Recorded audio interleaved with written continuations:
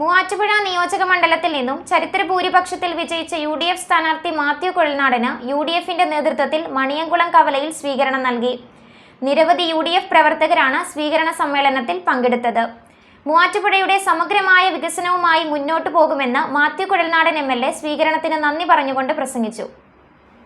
മൂവാറ്റുപുഴ നിയമസഭാ തെരഞ്ഞെടുപ്പ് ചരിത്രത്തിൽ ഏറ്റവും വലിയ ഭൂരിപക്ഷം നൽകി വിജയിപ്പിച്ച വോട്ടർമാർക്ക് നന്ദി പറഞ്ഞ് ഡോക്ടർ മാത്യു കുഴൽനാടൻ MLA പര്യടനം നടത്തി. ചരിത്രത്തിലെ ഏറ്റവും വലിയ ഭൂരിപക്ഷം നൽകിയാണ് ഈ നാട് എന്നെ വിജയിപ്പിച്ചത്. അതിനുള്ള നന്ദി ഹൃദയത്തിൽ നിന്ന് പറയുന്നതിന് വേണ്ടിയിട്ടാണ് എത്തിച്ചേർന്നിട്ടുള്ളത്. നമ്മുടെ ഇപ്പോൾ കാലാവസ്ഥ നല്ലതാണ്, എത്രയും പെട്ടെന്ന് നമുക്ക് ഈ നാടില്ല.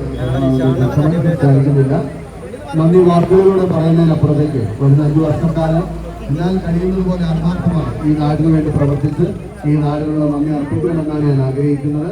അതിനുവേണ്ടി നിങ്ങളുടെ എല്ലാവരുടെയും പിന്തുണയിട്ടുണ്ടാകണം. എൻ്റെ ഈ വിജയത്തിന് വേണ്ടി കഠിനാധ്വാനം ചെയ്ത് അഹോരാത്രം പ്രവർത്തിച്ച, എൻ്റെ വിജയം സാധ്യമാക്കിയ നേതാക്കന്മാരും പ്രവർത്തകരുമാണ് എൻ്റെ ചുറ്റും നിൽക്കുന്നത്. അവരുടെ കഠിനാധ്വാനത്തിനും ഒക്കെ നന്ദി പറഞ്ഞുകൊണ്ട് നിങ്ങളുടെ എല്ലാവരുടെയും പിന്തുണയും പ്രാർത്ഥന കാലത്ത് ഉണ്ടാകുന്ന ബിരുദം എൻ്റെ വാക്കുകൾ ചുരുക്കുന്നു. നന്ദി, നമസ്കാരം. കിഴക്കേക്കര മണിയംകുളം കവലയിൽ നിന്ന് ആരംഭിച്ച പര്യടനം മുസ്ലിം ലീഗ് സംസ്ഥാന secretariat member KM Abdul Majeed ഉദ്ഘാടനം ചെയ്തു.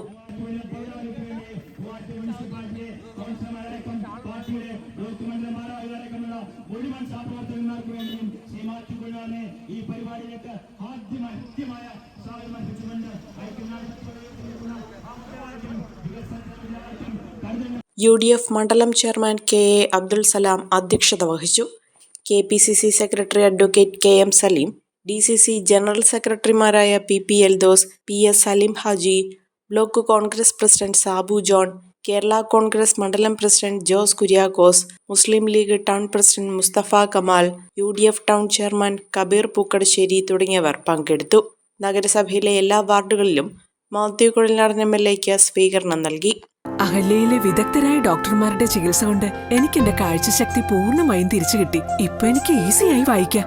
നേത്ര സംരക്ഷണത്തിന് നമ്മുടെ Ahalya. Ahalya foundation eye hospital, കേരളത്തിൽ എല്ലായിടത്തും.